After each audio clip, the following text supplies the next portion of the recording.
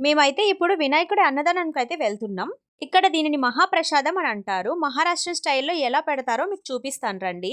Last time ఈ event హాల్‌లో శ్రావణ మాసంలో మంగళగౌరి పూజ జరిగి దాని వ్లాగ్ పెట్టాను కదా! అదే ఈవెంట్ హాల్‌లో వినాయకుడిని కూర్చోబెట్టారు.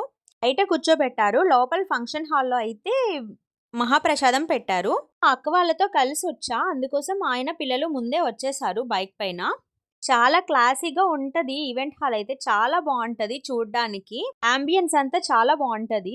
కింద కూడా చాలా నీట్‌గా ఉంటది. సో, కింద కూర్చొనే తిన్నారు చాలా మంది. అండ్ అదే కంఫర్ట్ కూడా కదా!